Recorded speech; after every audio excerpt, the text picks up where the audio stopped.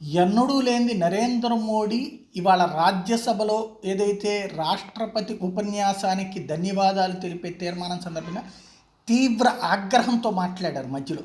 ఈ ఆగ్రహానికి కారణమైనటువంటిది భారతదేశం మీదన అమెరికాలో కూర్చుని కుట్రలు పన్నుతున్నటువంటి సోరోస్ గ్రూప్.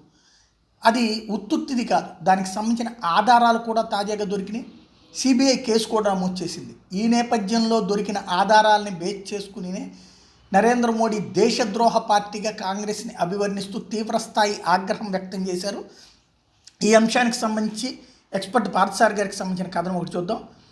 ఇది ప్రధాన మీడియాలో పతాక శీర్షికల కింద రావాల్సిన వార్త, కానీ కనీస కవరేజ్ కూడా లేదు. ఫిబ్రవరి 2 శుక్రవారం రోజున హర్ష మందర్ మీద సిబిఐ కేసు రిజిస్టర్ చేసింది. ఆరోపణలు ఏంటి? విదేశీ నిధుల దుర్వినియోగం, FCRA, foreign contribution regulation act. ఎవరి? హర్షమందర్ ఐఏఎస్ ఆఫీసర్. జార్జ్ సోరోస్ సోనియాలకి హర్షమందర్ చాలా దగ్గర సన్నిహితుడు. అంతేకాదు యూపీఏ 1, యూపీఏ 2 అంటే 2004 నుండి 2014 వరకు అత్యంత శక్తివంతమైన వ్యక్తిగా చలామణి అయ్యాడు హర్షమందర్ ఐఏఎస్ ఆఫీసర్. 2002లో అప్పటి ప్రధాని అటల్ బిహారీ వాజ్పేయి గారు ప్రధానిగా ఉన్న సమయంలో తన పదవికి రాజీనామా చేశాడు. సేవా ఉద్యమం పేరుతో యాక్టివిస్ట్ అవతారం ఎత్తాడు. 2004లో యూపీ అధికారంలోకి రాగానే అసలు రంగు బయటపడింది. 2004లో నేషనల్ అడ్వైజరీ కౌన్సిల్ ఏర్పాటు చేశారు. ఆ ఎన్ఏసీలో హర్షమందర్ ఒక సభ్యుడు, సోనియా ఎన్ఏసీ చైర్మన్. ఎన్ఏసీ ఎందుకు ఏర్పాటు చేశారు? ప్రధాని మన్మోహన్ సింగ్కి సలహాలు సూచనలు ఇవ్వడానికి. నిజానికి సోనియా చైర్మన్గా ఉన్న ఎన్ఏసీ ఏది చెప్తే అదే చేశారు మన్మోహన్ సింగ్. పరోక్షంగా సోనియా అనుకో దేశాన్ని పరిపాలించింది 10 ఏళ్ల పాటు ఎన్ఏసీ ద్వారా. హర్షమందర్ ఎన్ఏసీలో సభ్యుడిగా ఉన్నప్పుడే మత ఘర్షణల బిల్లు ముసాయిదా తయారైంది.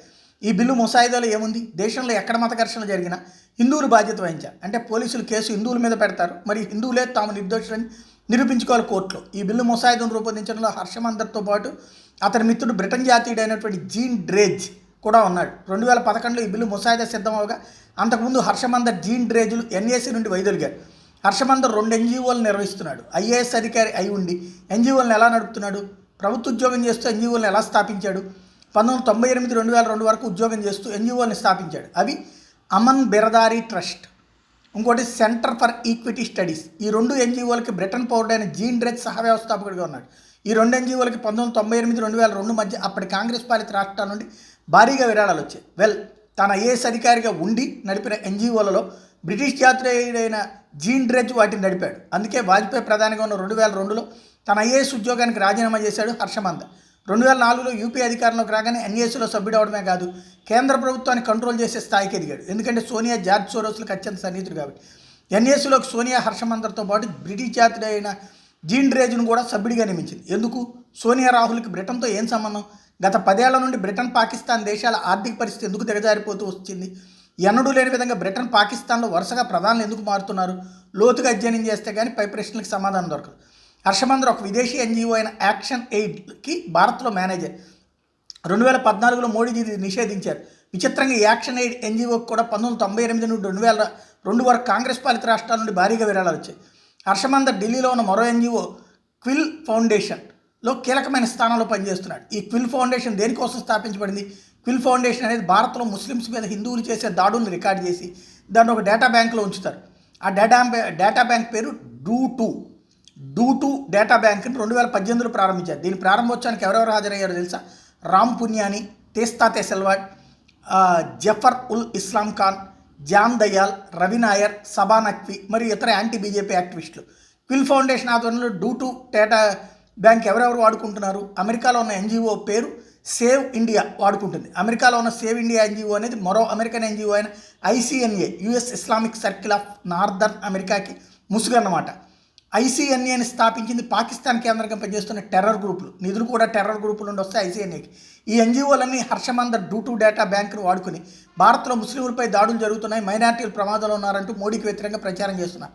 హర్షమందర్ ఎన్జీఓలోకి ఒక సభ్యుడు మరియు భాగస్వామైన అజిత్ సాహి, అమెరికాలో ఉంటున్న మరో ఎన్జీఓ అయిన ఇండియన్ అమెరికన్ ముస్లిమ్స్ ఐఏఎంసీలో సలహాదారు మరియు డైరెక్టర్ కూడా.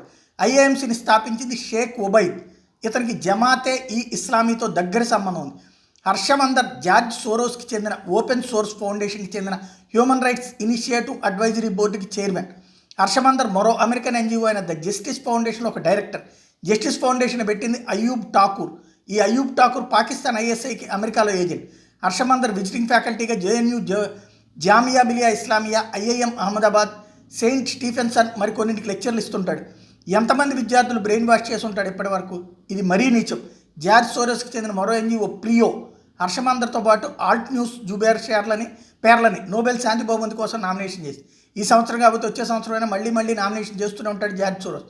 ఈరోజు పార్లమెంట్లో మోడీ కాంగ్రెస్ మీద విరుచుకుపడ్డారు. ఎందుకో తెలుసా? ఫిబ్రవరి 3న సిబిఐ హర్షమందర్ మీద కేసు రిజిస్టర్ చేసిన తర్వాత దొరికిన సమాచారం ఆధారం చేసుకుని చాకరీ పెట్టారు.